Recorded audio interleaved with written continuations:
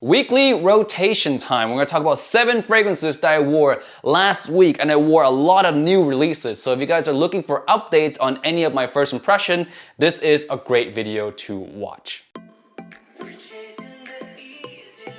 Yo, what's up guys, Tim here, welcome back to another video, and today is weekly rotation where I share with you guys the 7 fragrances that I wore last week. Starting off with Monday, and Monday I wore Dolce & Gabbana the one EDP Intense. Now this is one that the more I wear it, the more I test it, the more I can't help but like it. It's just very soft, but still yet sexy and very alluring at the same time. It just smells absolutely captivating in the most subtle of ways. Now, how does this thing compare to the EDP still? I still like the original, the one EDP more, because that one has a more masculine, sexy, fresh tobacco kind of ish vibe that I really enjoy.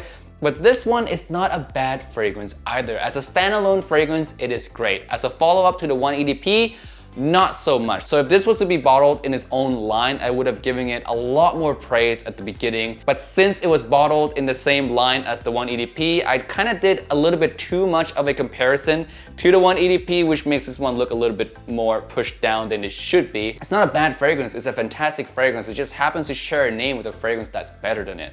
That's the unfortunate thing. But that day I wore 3 sprays of this one, but to be perfectly honest with you, you can wear easily 5 sprays of this. So if I were to wear 5 sprays of this, I spray 2 here, 2 here, and 1 here. 3 sprays, I would do just 1, 1, and 1 here. And no compliments that day, but it's fine. I don't expect to get a compliment every day now. But yes, back to this fragrance. It is really good. And I will have a review of this one coming up here in a couple days. It's gonna be up Wednesday, I think, because tomorrow, Tuesday, I have a review of the next fragrance I'm gonna talk about here. So I'm gonna make it kind of like a review week, where from Tuesday all the way to Saturday, I'm gonna do a review of a new fragrance. So stay tuned for that. I'm really excited for a review week. I do that every now and then. But yeah, enough about this fragrance. Really good fragrance. Test it out for yourself. It's still a bit pricey right now, so maybe wait for the price to drop a little bit. But at the bottom line, summary, I still like the EDP more, but this is by no means a bad fragrance. Next one here is the one that I'm gonna review tomorrow. This one is Absolute Gold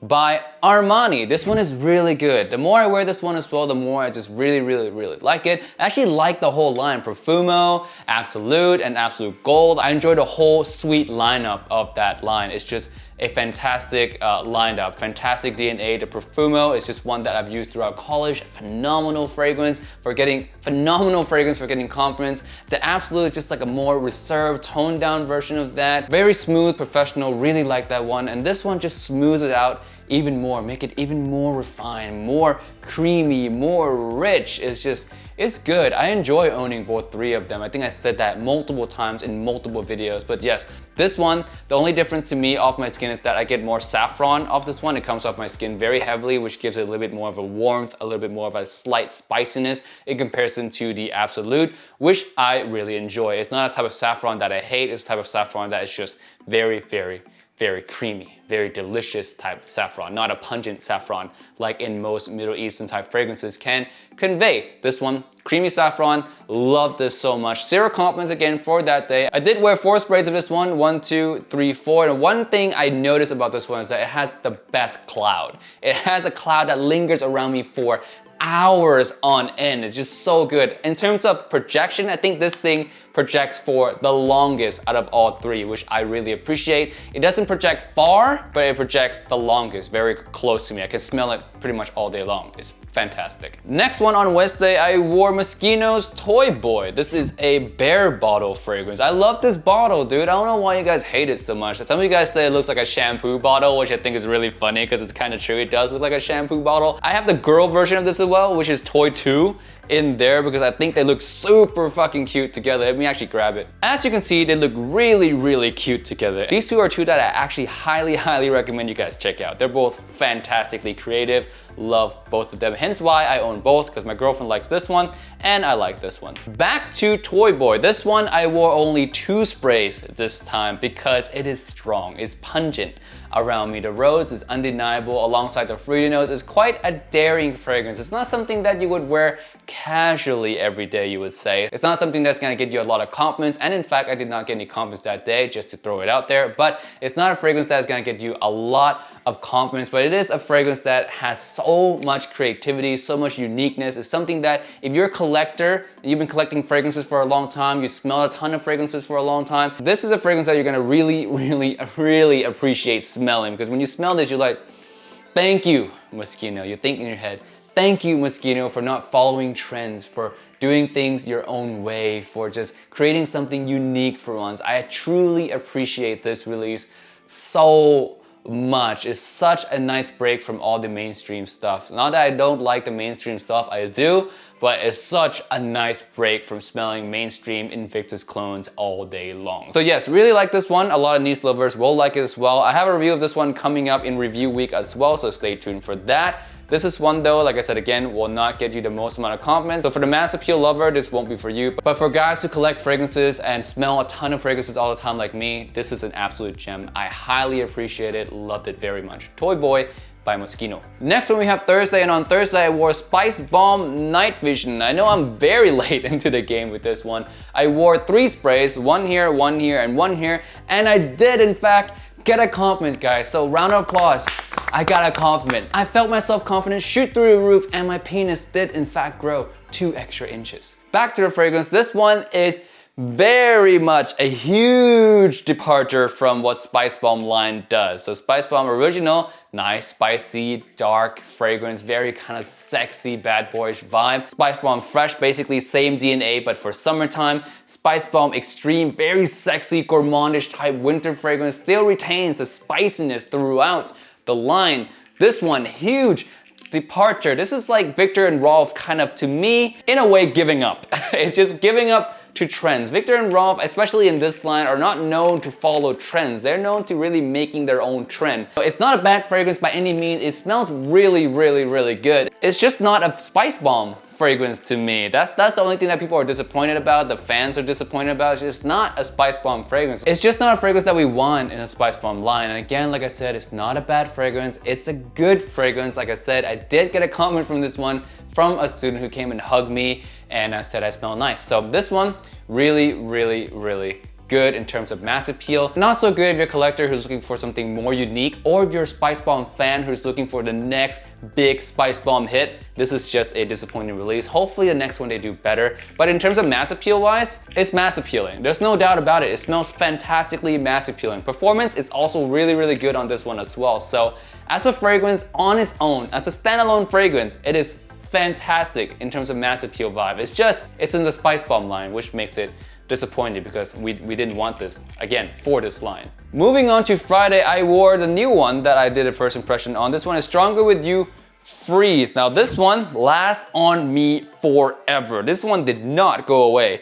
And I made a mistake as well of spraying it also on my sweater, and it lasted 24 hours, on clothes that is. On my skin it still lasted a good 9 to 10 hours though, which is really good for a scent like this. So this one was kind of created to be the warmer season version of the original Stronger With You DNA, and as I wear this one, I only agree with that just a little bit. So off the top, it definitely has the brightness, definitely has the freshness, it has this really nice, oh man, it just smells so nice, fresh. It has this kind of fizzy DNA to it, which is really cool for spring and summertime.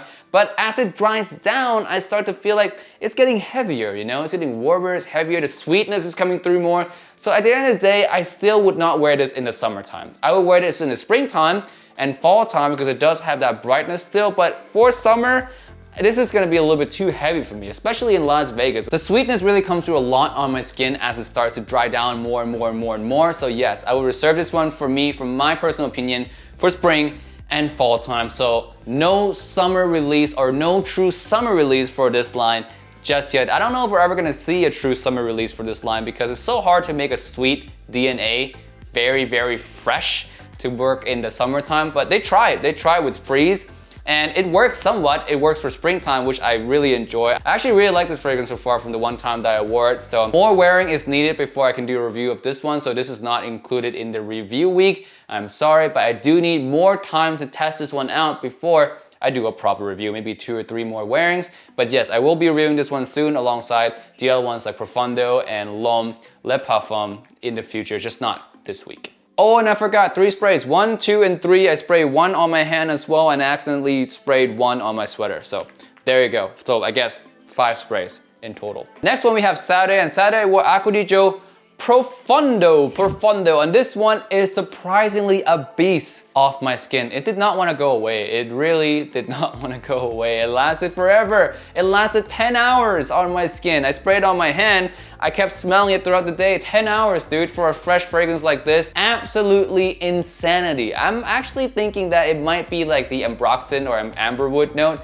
that's making it last so long. The synthetic molecules is making it last forever. So yeah, this one is a beast off my skin. It doesn't project that well though, so there is a caveat to that. It doesn't project very loud for too long. It projects pretty much for the first 30 minutes, 40 minutes, and then it really sits closer to your skin and becomes more of a personal scent. So some of you guys might see that as a deal breaker. I definitely do see it as a slight deal breaker, to be honest with you, but it's not a completely deal breaker one because it did last 10 hours. So this one, my impression so far of this is that I love the opening. The opening is really, really, really nice. It has this really nice kind of citrusy green type of opening, very fresh, singy, green citrus. It's really, really nice type of opening. As it dries down though, it becomes more and more like generic blue fragrance in a way with the Acqua di Gio DNA, of course. So the bulk of this fragrance, I should say that it is kind of 80% Acqua di Gio original and 20% blue fragrance vibe. And as it dries down more and more and more, the more that composition comes to light. So I like this fragrance. It is a very mass appealing fragrance. I will say that for sure. If you like Acqua di Gio, the original, I would suggest you to upgrade to either Profumo for the nighttime, and you can upgrade to Profondo for the daytime if you want to do that, or you can just get Profumo because that works all day long and it's fantastic and it's a way better flanker than this one. But this is by no means to me a bad flanker. It is a little bit too close to the original for my liking, but if you do like the original and you want to upgrade to a more extreme daytime, extreme fresh modern daytime version of it, Profondo is a solid choice, and I actually recommend that from my wearing so far, from my testing so far.